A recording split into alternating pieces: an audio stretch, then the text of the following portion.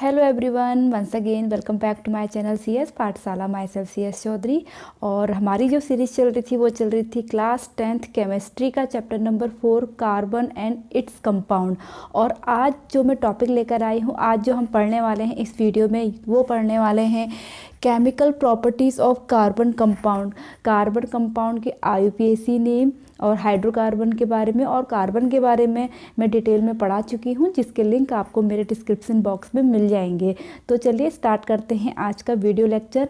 But अगर आप इस चैनल पर नए हैं तो please subscribe my channel CS पाठशाला। तो चलिए स्टार्ट करते हैं आज का वीडियो लेक्चर। तो बने रहिए वीडियो के अंत तक।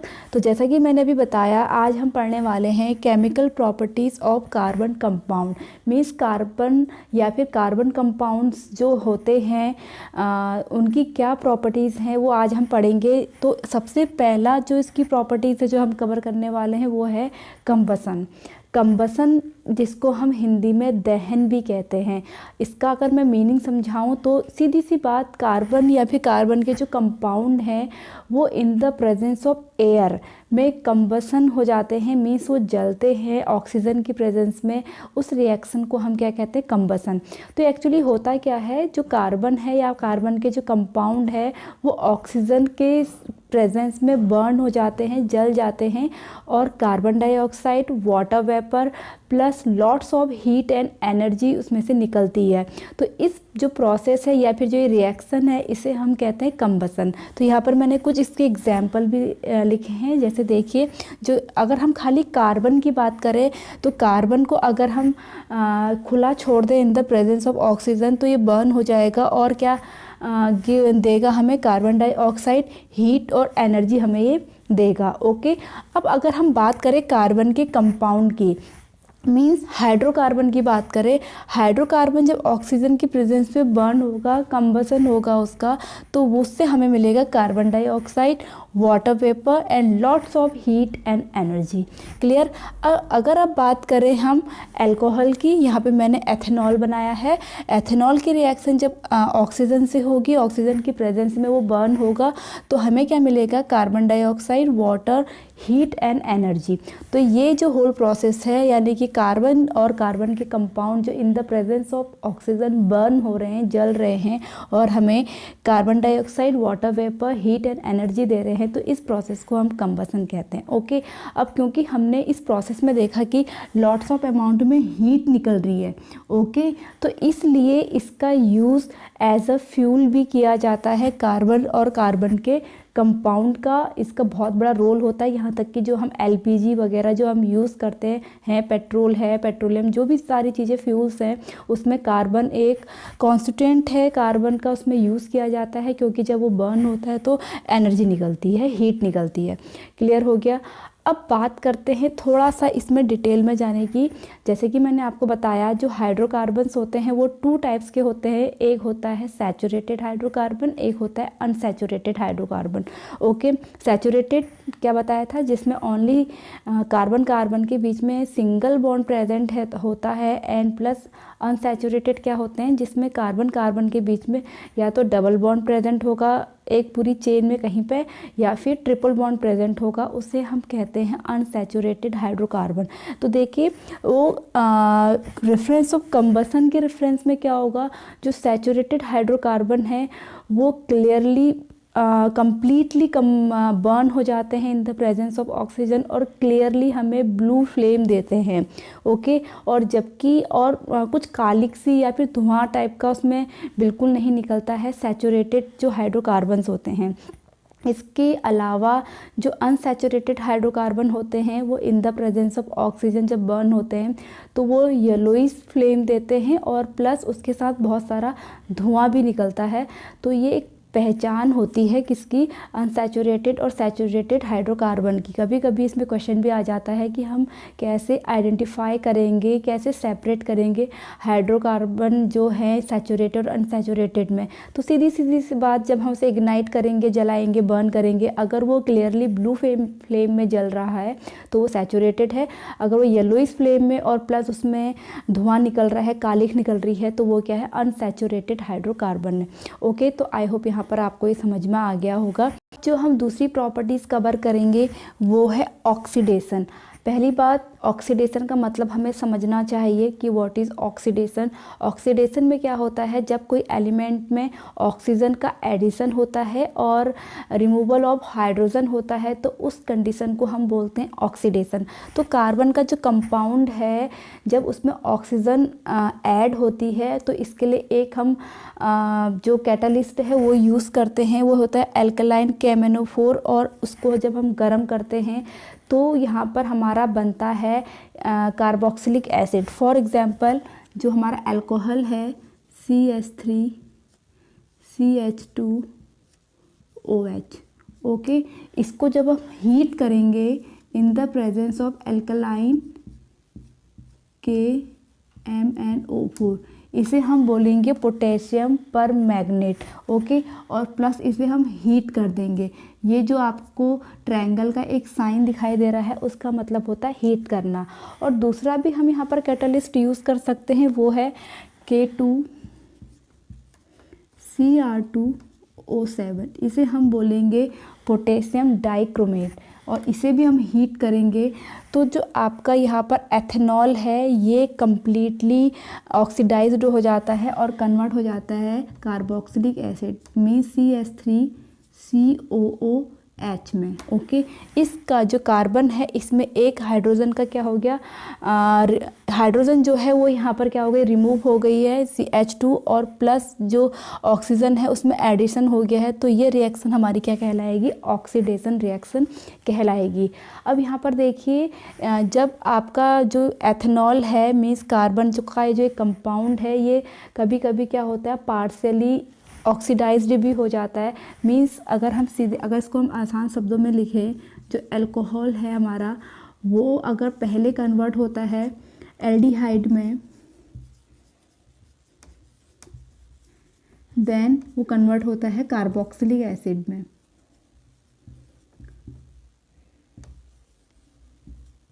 कार्बोक्सिलिक एसिड में, ओके। तो यहाँ पर ये जो कम्प्लीटली जो ऑक्सीडेशन हो रहा है मीन्स अल्कोहल कम्प्लीटली ऑक्सीडाइज्ड जब होगा तो वो कार्बोक्सिलिक एसिड हमें यहाँ पे प्रोडक्ट मिलेगा। अगर वो पार्शियल ऑक्सीडाइज्ड होगा तब हमें जो प्रोडक्ट मिलेगा वो मिलेगा एल्डिहाइड। क्लियर। तो आई होप आपको जो ये ऑक्सीडेशन है ये भी समझ में आ गया होगा यहाँ पर। अब यहाँ पर एक चीज़ और, ऑक्सीडाइजिंग एजेंट मीन्स जो आपका पोटेशियम पर मैग्नेट या फिर पोटेशियम डाइक्रोमेट था, ये एज अ ऑक्सीडाइजिंग एजेंट का यहाँ पे काम कर रहे हैं। ऑक्सीडाइजिंग एजेंट क्या होते हैं, जो हेल्प करते हैं ऑक्सीजन के एडिशन में, क्योंकि यहाँ पे एथेनॉल जो है उसमें ऑक्सीजन ऐड हो रही है तो ये हेल्प कर रहे हैं। अगर ये प्रेजेंस नहीं होगा ये तो यहाँ पर ऑक्सीजन ऐड नहीं होगी। तो ऐसे आपके कैटालिस्ट या ऐसे कोई एलिमेंट्स कंपाउंड जो किसी भी रिएक्शन में ऑक्सीजन को ऐड करने में हेल्प करते हैं उसे हम ऑक्सीडाइजिंग एजेंट कहेंगे। ओके, तो ये हो गई हमारी ऑक्सीडेशन की रिएक्शन। अब हम नेक्स्ट जो इसकी प्रॉपर्टीज़ है वो पढ़ेंगे, वो है एडिशन रिएक्शन। आई होप आपको ये भी अच्छे से क्लियरली समझ में आ जाएगी। तो देखिए एडिशन रिएक्शन में उसका नेम से ही जैसे कि हमें पता चल रहा है कोई चीज़ ऐड हो रही है। तो यहाँ पर पहली इसकी जो कंडीशन है वो मैं बता देना चाहती हूँ। ये जो एडिशन रिएक्शन होगा वो होगा अनसैचुरेटेड हाइड्रोकार्बन में। अनसैचुरेटेड का मतलब मैंने बताया था जिसमें डबल या फिर ट्रिपल बॉन्ड प्रेजेंट हो। दूसरा इसमें कैटालिस्ट जिसकी प्रेजेंस में होगी वो होगी निकिल और प्लस उसमें हाइड्रोजन ऐड होगी और उसको हम गर्म करेंगे 200 डिग्री सेंटीग्रेड के टेम्परेचर पे। जब हम करेंगे जो अनसैचुरेटेड हाइड्रोकार्बन है वो कन्वर्ट हो जाएगा सैचुरेटेड में। तो सीधी सीधी बात, अगर मैं इसको वैसे लिखूँ, एक अनसैचुरेटेड कन्वर्ट हो जाता है सैचुरेटेड में। क्लियर हो गया। अब किसकी प्रेजेंस में, निकिल की प्रेजेंस में प्लस हाइड्रोजन ऐड हो रही है और हम उसको गर्म कर रहे हैं। क्लियर हो गया। ये एक सार हो गया है, सीधे सीधे वे में हो गया। अब इसको हम एग्जाम्पल लेके करेंगे। जैसे सपोज हमने कोई भी अनसैचुरेटेड हाइड्रोकार्बन ले लिया, सिंपलेस्ट ही ले लेते हैं। जैसे एक अनसैचुरेटेड हाइड्रोकार्बन बनाने के लिए हमें मिनिमम नंबर ऑफ कार्बन 2 की आवश्यकता होती है। तो डबल बॉन्ड CH2 ओके। यहाँ पर हमने निकिल कैटालिस्ट किया। कैटालिस्ट आपको पता ही होंगे, ऐसे एलिमेंट जो किसी भी रिएक्शन को तेज कर देते हैं या फिर धीमा कर देते हैं उसकी गति को, उसे हम कैटालिस्ट करेंगे, कैटालिस्ट कहते हैं। प्लस इसमें हाइड्रोजन ऐड होगी और इसको हम गर्म करेंगे 2 डिग्री सेंटीग्रेड के टेम्परेचर पर। तो यहाँ पर देखिए जो हाइड्रोजन है उसमें से एक हाइड्रोजन यहाँ ऐड होगा, दूसरा हाइड्रोजन यहाँ ऐड हो जाएगा। तो हमारे CH2 की जगह क्या बन गया, CH3 सिंगल बॉन्ड हो गया। अब यहाँ पर CH3 क्लियर हो गया। तो यहाँ पर देखिए अनसैचुरेटेड हाइड्रोकार्बन किस में कन्वर्ट हो जा रहे हैं, सैचुरेटेड हाइड्रोकार्बन में कन्वर्ट हो जा रहे हैं। तो इस रिएक्शन को हम क्या बोलेंगे, एडिशन रिएक्शन। और यहाँ पर हमें याद रखने की जो चीज़ है वो है निकेल इसमें कैटालिस्ट होगा और उसमें हाइड्रोजन ऐड होगी और उसको हम 200 डिग्री सेंटीग्रेड के टेम्परेचर पर गर्म करेंगे ओके। अब हमारी जो नेक्स्ट केमिकल प्रॉपर्टीज़ है वो है सब्स्टिट्यूशन रिएक्शन। सब्स्टिट्यूशन रिएक्शन का हिंदी में मतलब होता है प्रतिस्थापन अभिक्रिया। अब देखिए इसका क्या मीनिंग होता है। प्रतिस्थापन का मतलब होता है किसी चीज़ को रिप्लेस कर देना, मीन्स किसी को हटा करके अपना उस जगह पर आ जाना, इसे ही हम कहते हैं प्रतिस्थापन अभिक्रिया या फिर सब्स्टिट्यूशन रिएक्शन। तो इस रिएक्शन को होने के लिए सबसे पहले तो सनलाइट का होना बहुत ज़रूरी है। ये सनलाइट के प्रेजेंस में ही उसमें प्रतिस्थापन होगा या फिर सब्स्टिट्यूशन होगा। और दूसरा जनरली जो ये रिएक्शन है ये होती है सैचुरेटेड हाइड्रोकार्बन में, सैचुरेटेड ओके। तो देखिए होगा क्या, हम सबसे सिंपलेस्ट यहाँ पर सैचुरेटेड हाइड्रोकार्बन लेंगे और वो क्या है CH4, जैसे कि आपको पता है। और इसको क्या नाम है इसका, मीथेन। मैंने आपको IUPAC ने अच्छे से पढ़ाए हैं, अगर किसी ने नहीं देखा है तो प्लीज़ इसका लिंक आपको मेरे डिस्क्रिप्शन बॉक्स में मिल जाएगा, आप वहाँ पर जा कर के देख सकते हैं कि कैसे हम हाइड्रोकार्बन के IUPAC ने लिखते हैं। तो यहाँ पर क्या होगा, जैसे हमने कोई क्लोरीन ले लिया और इसे हमने गर्म किया। गर्म किया का मतलब इन द प्रेजेंस ऑफ सनलाइट, यानी कि सनलाइट के सामने रख दिया। तो देखिए यहाँ पर क्या होगा, अगर इसको मैं खोल के लिखूं, मीन्स दूसरी टाइप से लिखूं CH मीन्स ये क्या हो गया, देखो CH4। अब हमने यहाँ पर Cl2 को मैंने Cl लिख दिया और सनलाइट ओके। अब देखिए क्या होगा, जो एक हाइड्रोजन है, जैसे कि मैंने मतलब बताया सब्स्टिट्यूशन का मतलब किसी को उसकी प्लेस से हटा करके अपना आ जाना। तो रिएक्शन कौन कर रहा है, क्लोरीन कर रहा है। तो क्लोरीन क्या करेगा, क्योंकि क्लोरीन 2 हैं तो एक क्लोरीन क्या करेगा, इस हाइड्रोजन को अपने साथ ले जाएगा, मीन्स HCl बना करके यहाँ पर रिमूवल ऑफ HCl होगा और इसकी प्लेस में जो दूसरा Cl है वो आ जाएगा। तो यहाँ पर देखिए क्या बनेगा, ये 3H अपनी प्लेस पे थे, यहाँ पर Cl बन गया और एक HCl मीन्स हाइड्रोक्लोरिक एसिड वो रिमूव हो गया। तो ये देखिए जो क्लोरीन है इसने हाइड्रोजन को प्रतिस्थापित कर दिया, सब्स्टिट्यूट कर दिया, उसको अपनी जगह से हटा दिया। इस रिएक्शन को ही हम क्या कहते हैं, सब्स्टिट्यूशन रिएक्शन कहते हैं। क्लियर। अगर ये रिएक्शन हम बार बार इसको आगे को और करते रहें, जैसे कि यहाँ पर मैंने और Cl2 रख दिया, तो ये क्या करेगा, एक Cl इस हाइड्रोजन को अपने साथ ले जाएगा और दूसरा जो Cl है उसकी प्लेस पे आ जाएगा। तो यहाँ पर क्या बनेगा, Cl, यहाँ पर Cl आ जाएगा, H ओके। अगर इसका मैं IUPAC नेम लिखूँ तो ये है क्लोरोमीथेन ओके।